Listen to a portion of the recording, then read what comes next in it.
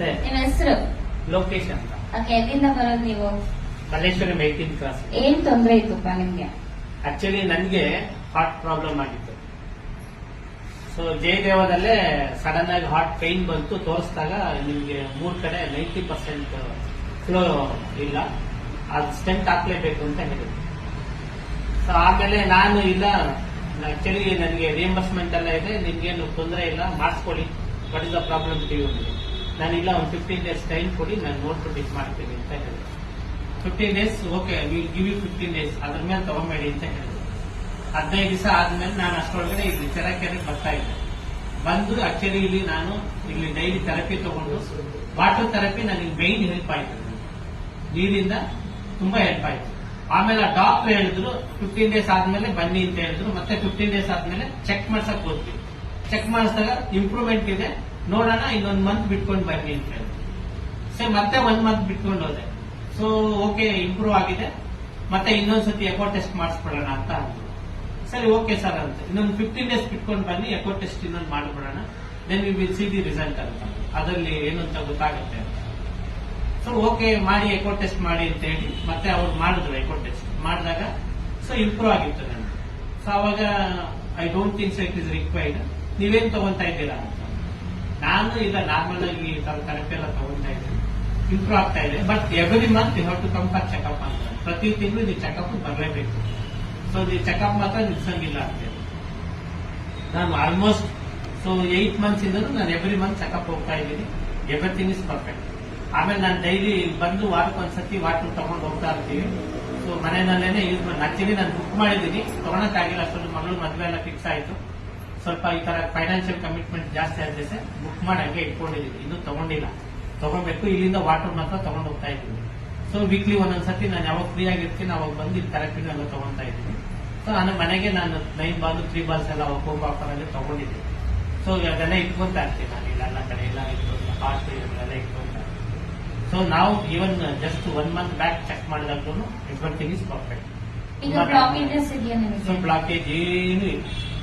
Doctor ಹೇಳಿದ್ದಾರೆ everything. ಅದು ಒಂದ್ಸತಿ ಹೇಳಿದ್ರು, ಮೊನ್ನೆ ಒಂದ್ಸತಿ ಹೇಳಿದ್ರು ಇದಾದ ಅಂದಾಗ, ಸರ್ ಡಾಕ್ಟರ್ ಇನ್ನು 2 ತಿಂಗಳು ಒಂದ್ಸತಿ ಬರ್ಬೋದಲ್ಲ ಅಂತ. ಏನ್ರಿ ಲೋಕೇಶ್, ನೀವು ಹಿಂಗೆ ಹೇಳ್ತಾ ಇದ್ದೀರಾ, ಆಪರೇಷನ್ ಮಾಡಿಸ್ಕೊಂಡು ಇಷ್ಟಿಷ್ಟು ಮೆಡಿಸಿನ್ ತಗೊಂತಾ ಇದ್ದಾರೆ, ನೀವು ಬರೀ ಒಂದು 3 medicine. Actually I stop medicine also, doctor ಹೇಳಿಲ್ಲ ನಾನು ಇನ್ನು. ಸೊ ನಾನು ಇವನ್ 4 months ಬ್ಯಾಕೆ ನಾನು ಮೆಡಿಸಿನ್ ಸ್ಟಾಪ್ ಮಾಡ್ಬಿಟ್ಟೆ. ಸ್ಲೋಲಿ 1 by 1 ಡ್ರಾಪ್ ಮಾಡ್ಕೊಂತ ಬಂದು completely I stop the medicine. So doctor ಗೊತ್ತಿಲ್ಲ, ಮೊನ್ನೆ ಏನ್ ಹೇಳಿದ್ರು, ನೆಕ್ಸ್ಟ್ ಟೈಮ್ ಬರ್ಬೇಕಂದ್ರೆ ಸೊ ನೀವು ಎಲ್ಲ ನನ್ನ ಟೇಬಲ್ ಮೇಲೆ ಟ್ಯಾಬ್ಲೆಟ್ಸ್ ಎಲ್ಲ ತಂದಿಡ್ಬೇಕು, ನೀವು ತಗೊಂತಾ ಇದ್ದೀರಾ ಇಲ್ವಾ, I want to check it ಅಂತ ಹೇಳಿದ್ರು. ಅಂದ್ರೆ ಅಷ್ಟು ಇಂಪ್ರೂವ್ಮೆಂಟ್ ಆಗ್ತಾ ಇದೆ. ಆಕ್ಟಿವ್ ಬೇರೆಯವರೆಲ್ಲ ಬರ್ತಾ ಇರ್ತಾರಲ್ಲ, ಅವ್ರ ಫೇಸ್ ನೋಡೋದಕ್ಕೂ ನನ್ನ ನೋಡೋದಕ್ಕೂ ನನ್ನ activeness so as a normal person ತರ ಇದ್ದೀನಲ್ವಾ, ಹಾಗಾಗಿ ಅವ್ರಿಗೆ ಡೌಟ್. ನೀವು ಒಂದ್ಸತಿ ಆಗ್ತೀರಿ, everything is normal, but I want to know whether you are taking the tablets or not. I have doubt ಅಂತ ಅಂದ್ರು. ನಾನಿಲ್ಲ ಡಾಕ್ಟರ್ ತಗೊಳ್ತಾ ಇದ್ದೀನಿ ಅಂತ ಅಂದ್ರು. ಸೊ ಹಾಗಾಗಿ ಇದು ನಾನು ಹೇಳೋದೇನಂದ್ರೆ, ಈ ಥೆರಪಿ ತಗೊಂಡು ಜೊತೆಗೆ ನಾನು ವಾಟರ್ ಥೆರಪಿ ತಗೊಂಡು ಎಲ್ಲಾದ್ರ ಬಗ್ಗೆ ನಾಲೆಡ್ಜ್ ಇದ್ದೇ I came out of this problem ಅಷ್ಟೇ. ಇಲ್ಲಾಂದ್ರೆ ನಮಗೆ ನಾಲೆಡ್ಜ್ ಇಲ್ಲ ಅಂದಿದ್ರೆ ಡೆಫಿನೆಟ್ಲಿ ಈಗ ಬಂದವರಿಗೆಲ್ಲ ಹಾಕ್ಲೆ ಸ್ಟೆಂಟ್, ಡಾಕ್ಟರ್ ಹೇಳಿದ್ರಿಂದ ಹಾಕ್ಲೆ ಸ್ಟೆಂಟ್ ಅಂತ 3 ಸ್ಟೆಂಟ್ ಹಾಕ್ಲೇಬೇಕು ಅಂತ ಹೇಳ್ತೀವಿ. ಇವಾಗ ನಿಮ್ಗೆ ಹಾರ್ಟ್ ಪ್ರಾಬ್ಲಮ್ ಆದಾಗ ಸೊ ಏನೆಲ್ಲ ಪ್ರಾಬ್ಲಮ್ ಜಾಸ್ತಿ ಆಗಿದೆ? ಇವಾಗ ಶುಗರ್ ಆಗಿದೆ, ಕೊಲೆಸ್ಟ್ರಾಲ್ ಆಗಿದೆ. ಆಕ್ಚುಲಿ ಶುಗರ್ ಜಾಸ್ತಿ ಆಗಿದೆ. ಓಕೆ, ಮೀನ್ಸ್ ಯಾವ ರೇಂಜ್ ಅಲ್ಲಿ ಇತ್ತು ಶುಗರ್ ಪ್ರಾಬ್ಲಮ್? 387 ಇತ್ತು. ಅದೇ ರೀತಿ ಕೊಲೆಸ್ಟ್ರಾಲ್ ಅಷ್ಟೇ. ಸೊ ಗುಡ್ ಫ್ಯಾಟ್ ಅನ್ನೋದು ಅಪ್ಪ ದೇಹದಲ್ಲಿ ಇರ್ಲೇ ಇರಲಿಲ್ಲ, ಬ್ಯಾಡ್ ಫ್ಯಾಟ್ ಬಂದು ಜಾಸ್ತಿ ಇತ್ತು. ಇವ್ರನ್ನ ನೋಡ್ಲೆ ಹೇಗಿದ್ದಾರೆ ನಾವೆಲ್ಲ ಅನ್ಕೋತೀವಿ.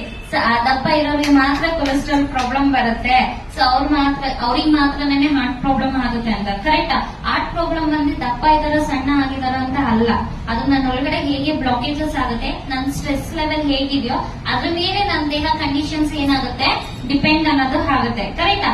ಆದ್ರೆ ನೆಕ್ಸ್ಟ್ 1 month ಆದ್ಮೇಲೆ ಅಗೇನ್ ರಿಪೋರ್ಟ್ ಚೆಕ್ ಮಾಡಿದಾಗ ನಿಮ್ ಶುಗರ್ ಲೆವೆಲ್ ಹೇಗಿತ್ತು, ಕೊಲೆಸ್ಟ್ರಾಲ್ ಲೆವೆಲ್ ಹೇಗಿತ್ತು? Sugar level actually sugar tablets ಕೊಟ್ಟಿದ್ರು. ಶುಗರ್ ಲೆವೆಲ್ ಅವರೇ ಕಮ್ಮಿ ಮಾಡ್ಕೊಂತ ಬಂದ್ರು ಟ್ಯಾಬ್ಲೆಟ್ಸ್. ಫಸ್ಟ್ ಎಷ್ಟೋ ಒಂದು 500 ಕೊಟ್ಟರು, ಆಮೇಲೆ 100 ಬಂದ್ರು, ಆಮೇಲೆ 1 GB ಬಂದ್ರು. ಆಮೇಲೆ ಅದರಲ್ಲೇ ನೀವು ಅರ್ಧ ತಗೊಳ್ಳಿ, 1 ದಿನ ಬಿಟ್ಟು 1 ದಿನ ತಗೊಳ್ಳಿ, ಆಮೇಲೆ ಅದರಲ್ಲೇ ಅರ್ಧ 1 ದಿನ ಬಿಟ್ಟು 2 ದಿನ ಈ ತರ ಮಾಡಿದ್ರು. ದೆನ್ ಯಾವಾಗ ಚೆಕ್ ಮಾಡಿದ್ರು ನಾರ್ಮಲ್ ಆಗಿತ್ತು. Stop the tablets, sugar tablets completely stop. ನಾವು sugar is also normal. Cholesterol perfect ಆಗಿದೆ. ಆಕ್ಚುಲಿ ನೆಕ್ಸ್ಟ್ 1 ಮಂತ್ ಆದ್ಮೇಲೆ ಇವ್ ರಿಪೋರ್ಟ್ ನಾವು ಚೆಕ್ ಮಾಡಿದಾಗ ಸೊ ಗುಡ್ ಫ್ಯಾಟ್ ಬಂದು ಮುಂಚೆ ಇರ್ಲಿಲ್ಲ, ಬ್ಯಾಡ್ ಫ್ಯಾಟ್ ಜಾಸ್ತಿ ಇತ್ತು. ಅದಾದ್ಮೇಲೆ ಬ್ಯಾಡ್ ಫ್ಯಾಟ್ ಇರ್ಲಿಲ್ಲ, ಗುಡ್ ಫ್ಯಾಟ್ ಏನಾಯ್ತು ಅವ್ರ ದೇಹದಲ್ಲಿ ಇನ್ಕ್ರೀಸ್ ಅನ್ನೋದು ಆಯ್ತು. ಸೊ ನಮ್ ಸರ ಕೇಳಿ ಈಗ ಇಷ್ಟು ರಿಸಲ್ಟ್ಸ್ ಅನ್ನೋದು ಸಿಕ್ಕಿದೆ. ಈಗ ಡಾಕ್ಟರ್ ಹೇಳಿದ್ರು ನೀವು ಇಲ್ಲಿಂದ ಒಂದ್ ಹೆಜ್ಜೆ ಇದ್ರು ಅಟೆಂಡ್ ಆಗೋ ಚಾನ್ಸಸ್ ಇರುತ್ತೆ, ಸ್ಟೆಂಟ್ ಹಾಕ್ಲೇಬೇಕು, ನೀವು ಮನೆಗೆ ಹೋಗೋಷ್ಟು ಇಲ್ಲ ಬೇರೆ ಹಾಸ್ಪಿಟಲ್ಗೆ ಹೋಗೋಷ್ಟು ಚಾನ್ಸೇ ಇಲ್ಲ ಅಂತ ಹೇಳಿದ್ರು. ಬಟ್ ನೀವು ಧೈರ್ಯ ಮಾಡಿ ಆಚೆ ಬಂದ್ರ. ಸೊ ಈಗ ನಿಮ್ ಲೈಫ್ ಹೇಗಿದೆ? ಈಗ ಫಸ್ಟ್ ಕ್ಲಾಸ್ ಆಗಿದೆ. ಅವಾಗ ಏನಾದ್ರು ಆಪರೇಷನ್ ಮಾಡಿಸಿದ್ರೆ ಆಪರೇಷನ್ ಥಿಯೇಟರ್ ಹೊರಗಡೆ ಬಂದೆ ಅವರು ಅಲ್ಲ, ಎಷ್ಟು ಖರ್ಚಾಗ್ತದೆ? ಮಾಡಿದಾಗ ಅವ್ರು ಮಾಡಿಸ್ಲೇಬೇಕು, ಇಲ್ಲ ಸ್ಟೆಂಟ್ ಹಾಕ್ಸ್ಲೇಬೇಕು, ಲೋಕೇಶ್ ಅದೇ ಇದ್ರಲ್ಲಿ ಹಾಕ್ಬಿಡ್ತೀವಿ ಸ್ಟೆಂಟ್ ಅಂತ. ಆಗ್ಲೇ ನಮ್ಮ ಮನೆಯವ್ರೆಲ್ಲ ರೆಡಿ ಮಾಡಿ ಇಟ್ಕೊಂಡಿದ್ವಿ ನಮ್ ಬ್ರದರ್ಸ್ ಎಲ್ಲ ಕಾರ್ಡ್ ಕಟ್ಟೋದಿಕ್ಕೆ. ನಾನು ಅಲ್ಲಿಂದ ರಿಮೂವ್ ಮಾಡಿಸ್ಕೊಂಡು ಬಂದು ಬೇಡ ಬೇಡ ಬೇಡ ಸೊ ನನಗೆ ಟೈಮ್ ತಗೋತೀನಿ ಅಂತ ಹೇಳಿ ಡಾಕ್ಟರ್ಗೆ ಹೇಳಿ ಟೈಮ್ ತಗೊಂಡೆ. ನಾನೇ ಇದನ್ನ ಅವ್ರು ಆಲ್ರೆಡಿ ಪೇಮೆಂಟ್ ಮಾಡಿ ನನಗೆ ಆಗ್ಲೇ ಹಾಕ್ಬಿಟ್ರು ಸ್ಟೆಂಟ್. ಓಕೆ, ಎಷ್ಟು ಖರ್ಚಾಗುತ್ತೆ ಅಂತ ಹೇಳಿದ್ರು? ಸೊ ನನಗೆ ಆಲ್ಮೋಸ್ಟ್ 1,80,000 ರೂಪಾಯಿ ಖರ್ಚಾಗುತ್ತೆ ಅಂತ ಹೇಳಿದ್ರು. ಸೊ ಇಲ್ಲಿ ಬಂದು ಏನ್ ಖರ್ಚು ಮಾಡಿದ್ರ ನೀವು? ಇಲ್ಲಿ ನಾನು ₹1 ಖರ್ಚು ಮಾಡಿಲ್ಲ, ₹1 ಖರ್ಚು ಮಾಡಿ ಟೈಮ್ ಅಷ್ಟೇ ಸ್ಪೆಂಡ್ ಮಾಡಿರೋದು Okay. ನಿಮ್ ಜೊತೆ. ಅದು ಖುಷಿ ಟೈಮ್. ಇವಾಗ ಅಲ್ಲಿ ಅಂತ ಅಂದಿದ್ರೆ ಸ್ಟಂಟ್ ಹಾಕಿರೋರು ಇಲ್ಲ ಟ್ಯಾಬ್ಲೆಟ್ಸ್ ಕೊಟ್ಟಿರೋರು ಓಕೆನಾ? ಇಲ್ಲಿ ನಾವ್ ನಿಮ್ಗೆ ಏನ್ ಕೊಟ್ಟು ಮಾತ್ರೆ ಕೊಟ್ಟಿದ್ವಾ, ಮೆಡಿಸಿನ್ಸ್ ಕೊಟ್ಟಿದ್ವಾ? ಥೆರಪಿ ಅಷ್ಟೇ ತಗೊಂಡಿದ್ದು, ಏನು ಕೊಟ್ಟಿಲ್ಲ, ಏನು ಕೊಟ್ಟಿಲ್ಲ, ಬರೀ ಜಸ್ಟ್ ಥೆರಪಿ ನೀವೇ. ಮಾತ್ರ ಕೊಟ್ಟಿದ್ದು. ಅದಕ್ಕೆ ಹೇಳೋದು ಸೊ 99% ಅದೇ ಥೆರಪಿ ನೀರು ಸೇರಿಸಿ ವಾಟರ್ ಥೆರಪಿ ತಾನೆ. ಆಕ್ಚುಲಿ ಮೇನ್ ಅಂತ ನೋಡಕ್ ಹೋದ್ರೇನೆ ವಾಟರ್ ಅಂತ Water, ಹೇಳ್ತೀವಿ, actually ಕರೆಕ್ಟಾ? water therapy. ಸೊ 99% ನೀವು ಕುಡಿಯುವಂತ ನೀರಲ್ಲೇ ನಿಮ್ಗೆ ಏನಾಗುತ್ತೆ ಪ್ರಾಬ್ಲಮ್ಸ್ ಅನ್ನೋದು ಉತ್ಪತ್ತಿ ಆಗುತ್ತೆ. 99% ನಿಮ್ ಕಾಯಿಲೆ ಎಲ್ಲಿ ಗುಣ ಆಗುತ್ತೆ ಅಂದ್ರೆ ನೀವು ಕುಡಿಯುವಂತ ನೀರಲ್ಲಿ ನಿಮ್ ಎಲ್ಲಾ ರೀತಿ ತೊಂದರೆ ಏನಾಗುತ್ತೆ ಕ್ಯೂರ್ ಅನ್ನೋದು ಆಗುತ್ತೆ. ಸೊ ಅದೇ ಒಂದೊಂದು ಪ್ರಾಬ್ಲಮ್ಗೂ ನಾವೇನ್ ಮಾಡ್ತೀವಿ, ಲಕ್ಷ ಖರ್ಚು ಮಾಡ್ತೀವಿ. ಇದು ಒಂದು ಪ್ರಾಬ್ಲಮ್ಗೂ ಅಲ್ಲ, ಒಂದ್ ವ್ಯಕ್ತಿಗೂ ಅಲ್ಲ, ಕರೆಕ್ಟಾ? ಈ ಒಂದೇ ವಾಟರ್ ನನ್ನ ಮನೇಲಿ ಇರುವಂತ 10 ಜನ 100 ಕಾಯಿಲೆನೂ ಇದ್ರಲ್ಲಿ ಏನಾಗುತ್ತೆ ಸೇವ್ ಅನ್ನೋದು ಆಗುತ್ತೆ. ಸೊ ಅದಕ್ಕೆ ಹೇಳೋದು ನಿಮ್ಮ ಆರೋಗ್ಯ ನಿಮ್ಮ ಕೈಯಲ್ಲಿ, ನಿಮ್ಮ ಕುಟುಂಬ ಆರೋಗ್ಯ ನಿಮ್ಮ ಕೈಯಲ್ಲಿ. ಸೊ ಈ ರೀತಿ ಪ್ರಾಬ್ಲಮ್ಸ್ ಇರೋದೇ ಇಲ್ಲಿ ಕ್ಯೂರ್ ಆಗುತ್ತೆ ಅಂದ್ರೆ ಇನ್ನ ನೋವೆಲ್ಲ ಗುಣ ಆಗುತ್ತಾ ಆಗಲ್ವಾ? 100% ಗುಣ ಆಗುತ್ತೆ. ನೀವ್ ಹೇಗೆ ರೆಗ್ಯುಲರ್ ಆಗಿ ಅಪ್ಪ ಮನೇಲಿ ಮೀನ್ಸ್ 3 ಬಾಲ್ ಇದೆ 9 ಬಾಲ್ ಇದೆ ಅವಾಗ ಕಾಂಬೋ ಆಗಿ ಅಪ್ಪ ಏನ್ ಮಾಡಿದ್ರು ಪ್ರಾಡಕ್ಟ್ ತಗೊಂಡ್ರು. ಸೊ ಮನೇಲೂ ಅವ್ರು ಯೂಸ್ ಮಾಡ್ತಾ ಇದಾರೆ. ಸೊ ಇಲ್ಲಿನೂ ಬಂದು ಅವರು ವಾಟರ್ನ ಏನ್ ಮಾಡ್ತಾ ಇದಾರೆ ತಗೊಂಡು ಹೋಗ್ತಾರೆ, ಯೂಸ್ ಮಾಡ್ತಾ ಇದಾರೆ. ಟ್ರೈನಿಂಗ್ ಥೆರಪಿ ಬಂದು ರನ್ನಿಂಗ್ ಅಲ್ಲಿ ಇದೆ ಅಪ್ಪಗೆ. ಸೊ ಟ್ರೈನಿಂಗ್ ಥೆರಪಿ ರನ್ ಆಗ್ತಾ ಇದೆ. ಸೊ ಈ ನೀರ್ ಕುಡಿಯೋದು ಅವ್ರ ಲೈಫ್ ಏನಾಯ್ತು ಚೇಂಜ್ ಆಯ್ತು, ಅವ್ರ ಲೈಫ್ ನ ಸೇವ್ ಆಯ್ತು. ಎಷ್ಟೋ ಜನ ಡಾಕ್ಟರ್ಸ್ ಬಾಯ್ ಬಿಟ್ಟು ಹೇಳ್ತಾರೆ, ಕರೆಕ್ಟ್ ಅಲ್ವಾ? ಎಷ್ಟೋ ಜನ ಹೇಳಲ್ಲ, ಬಟ್ ನಾವು ಅನುಭವ ಪಡ್ಕೊಳ್ಳೋದು ನಮ್ಮ ಆರೋಗ್ಯ ಹೇಗಿದೆ ಚೆನ್ನಾಗಿದೆ. ಈಗ ಹೇಗಿದ್ದಾರೆ ಅವ್ರು ನೋಡಕ್ಕೆ ಹೆಲ್ತಿ ಆಗಿದ್ದಾರೆ. ಅವ್ರನ್ನ ನೋಡಿದ್ರೆ ಏಜ್ ಎಷ್ಟಂತ ಅನ್ಸುತ್ತೆ ನಮಗೆ?